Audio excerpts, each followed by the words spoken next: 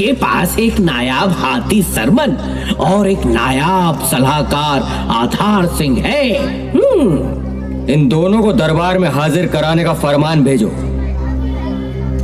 क्या हुआ? अलीजा, अंदेशा है कि मूर्खतावश वो कहीं हुक्म की बेअदबी न कर दे। तब तो और भी अच्छा होगा।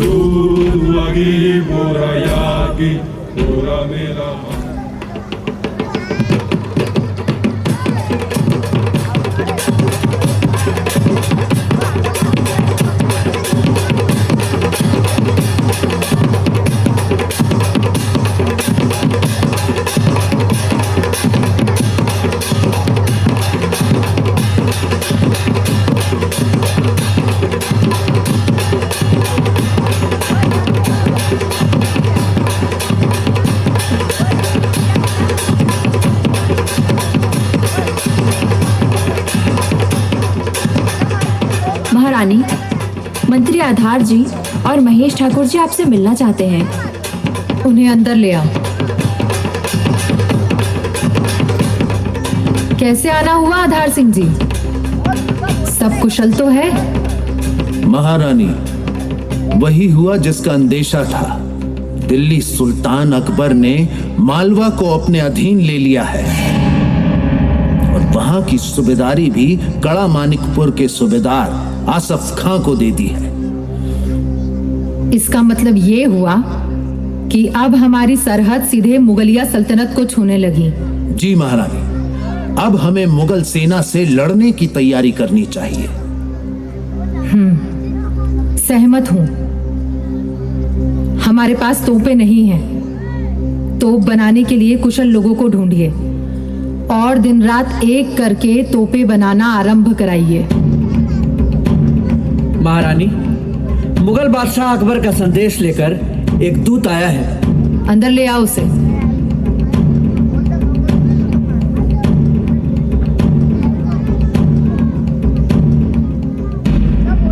महारानी जी, सल्तनत हिंद शहंशाह अकबर ने आपके लिए एक तोहफा भेजा है और कहा है कि अपने नायाब हाथी सरमन और अपने सलाहकार आधार सिंह को दिल्ली दरबार में भेजें। और ये तोहफा क्या है? दमकते सोने का बना पिंजरा। आप अतिथि गृह में विश्राम करिए। हमारा जवाब लेकर जाइएगा। जो आज्ञा महारानी साहिबा।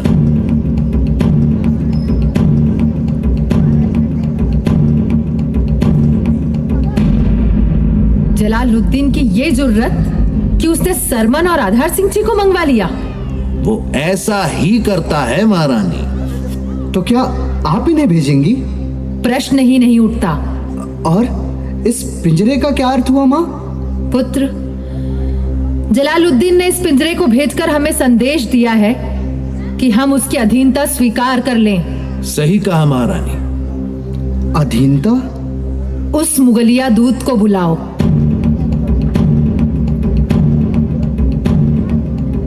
हुक्म महारानी। अब आप जा सकते हैं। और हाँ, अपने जहां पनाह से कहिएगा कि हम एक स्वतंत्र राज्य हैं, उनके गुलाम नहीं। उनके तोहफे का जवाब हम जल्द से जल्द देंगे। जो हुक्म महारानी। माँ, ये हमारा बहुत ही बड़ा अपमान है। अवश्य ही, इसका उचित उत्तर आवश्यक है। अगर हम चुप रह गए तो इसे हमारी कायरता समझा जाएगा। वो तो ठीक है, परंतु उत्तर क्या दिया जाए? एक पिंजना बनवाइए, सोने का। पिंजना? पिंजना क्या होता है माँ? उसने मुझे पिंजरा भिजवाया है ना। हम उसे कपड़ा बुनने का पिंजना भिजवाएंगे, उसके काम आएगा। परंतु सोने का? हाँ, ठीक उतने ही वजन का, ना एक रत्ती ज्यादा ना एक रत्ती कम। जलालुद्दीन को पता चलना चाहिए कि हम कोई भिखारी नहीं हैं। और इसे लेकर कौन जाएगा? मैं जाऊंगा, यदि महारानी उचित समझे। उचित है। आखिर उस मूर्ख को पिंजना भिजवाने का अर्थ भी तो बताना होगा। शीघ्र कार्रवाई की जाए।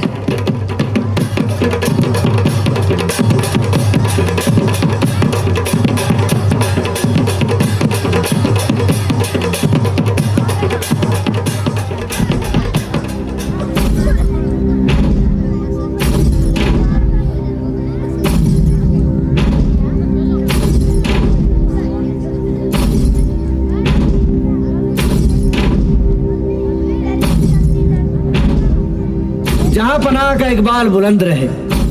जहां पनाह, दहा रियासत के मंत्री आधार सिंह आए हैं। अंदर ले आओ।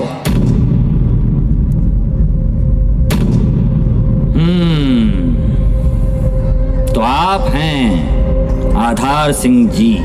जी हाँ जापना, छोटी रियासत का छोटा सा कारिंदा। भाई, बहुत नाम सुना है आपका। और वो आपका सरमन हाथी, ये क्या लाए? आपने हमारी महारानी जी को एक तोहफा भेजा था, उसी के जवाब में हमारी महारानी जी ने आपको ये तोहफा भेजा है। ओ, क्या है ये? सोने का पिंजना है हुजूर। पिंजना? बीरबल, ये पिंजना क्या होता है? इससे कपड़ा बुना जाता है आलीजा। अच्छा। लगता है काफी सोना हो गया है गढ़ा रियासत के पास। आपने ठीक कहा शहंशाह, गढ़ा रियासत में सोना है, परंतु करेले की तरह, बाहर से उबड़ खाबड़ और अंदर से कड़वा। दुर्गावती से जाकर कह दो जंग के लिए तैयार रहे। महारानी दुर्गावती। हाँ हाँ, महारानी दुर्गावती। जंग की तैयारी की जाए।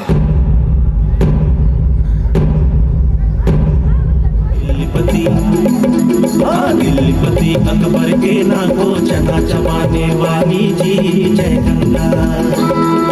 जो चिंगारी बनकर उभरी ज्योति बनी ज्वाला की जय गंगा।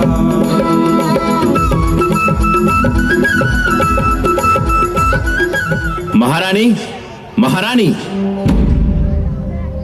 महारानी की जय हो। पिंजना कैसा लगा जलालुद्दीन को? अकबर ने कहा है कि महारानी युद्ध की तैयारी करें। आपने कहा नहीं? हम तैयारी करते नहीं, तैयार रहते हैं। महारानी, आसफ खां के पास तोपे तो हैं ही, 25,000 सैनिक भी हैं। ये सुनकर हमारे अधिकांश सैनिकों ने सेना से पलायन कर दिया है। अब हमारे पास मात्र 1,000 सैनिक हैं। युद्ध कैसे होगा?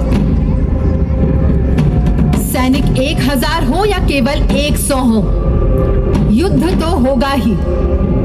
याद रखना, मातृभूमि की रक्षा करना केवल राजा का ही नहीं, राज्य के प्रत्येक नागरिक का पहला कर्तव्य है। चाहे वो गौंड हो, ब्राह्मण हो, क्षत्रिय हो या यहाँ शरण लिए अफगान हो।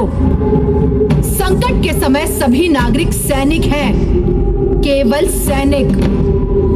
यह संदेश घर घर भेज दिया जाए। कायरतापूर्ण विचार भी हमारे लिए घृणास्पद है। हम अपने प्राण त्याग कर भी अपनी जन्मभूमि की रक्षा करेंगे। क्षमा करिएगा महारानी, आवेग में आकर गलत निर्णय नहीं लेना चाहिए। बेहतर होगा कि हम युद्ध को टाल लें। बुद्धि बल से बड़े युद्ध को जीता जा सकता है।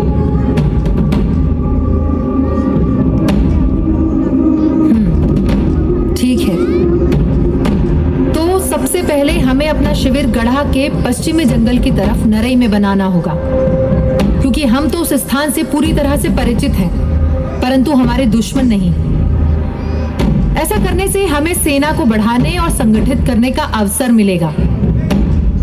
हमें शीघ्र ही यहाँ से चलना होगा। जो आज्ञा महाराज। रानी दुर्गावती ने शत्रुओं की विशाल सेना से निपटने के लिए छापामार नीति बनाई, जिसके अनुसार आमने सामने की लड़ाई के बजाय शत्रु सेना जब पहाड़ी दर्रों के बीच गुजरने लगे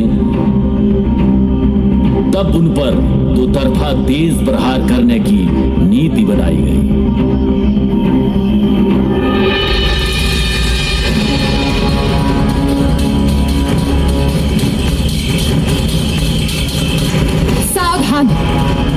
शत्रु सेना दर्रों के बीच से आ रही है। हम लोग ऊंचाई पर हैं। मेरा आदेश सुनते ही आक्रमण कर दिया जाए।